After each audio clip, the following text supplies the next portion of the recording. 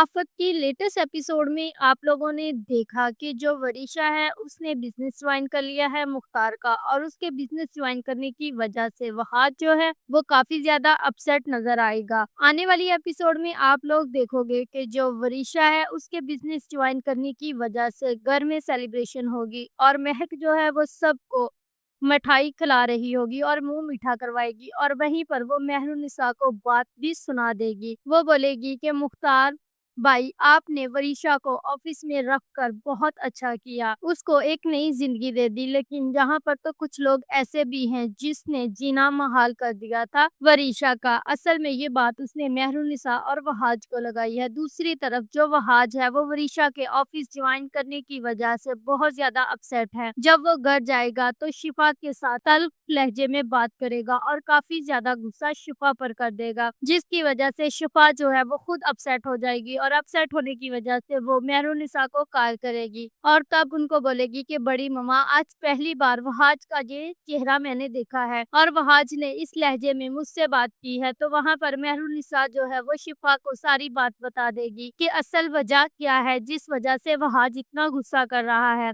वो बताएगी कि वरीशा के ऑफिस ज्वाइन करने की वजह से ही वहाज इतना अपसेट और इतना टेंस रहना शुरू हो गया है। हालात की वजह से उसके रवैये में इतनी तलखी आ गई है, जबकि वहाज तो बिल्कुल ऐसा नहीं था। वहाज के रवैये की वजह से मैं तुझसे सॉरी करती हूँ। तो वहां पर जो शिफा है वो बात को समझ जाएगी और बोलेगी, बड़ी मम्मा आप क्यों सॉरी करती हैं, मैं हालात को समझ रही हूँ। दूसरी तरफ आप लोग देखोगे कि जो वरीशा है वो अपनी हरकतों से बाज नहीं आ रही। वो एक बार फिर से वहाज को नीचा दिखाने के लिए उसको ये बोलेगी कि आज इस ऑफिस में मैं हूँ और तुम्हारे बाबा की कुर्सी भी मेरी कुर्सी हुई और मेरे बाबा की कुर्सी भी मेरी कुर्सी हुई, और तुम क्या हो इसमें ऑफिस में?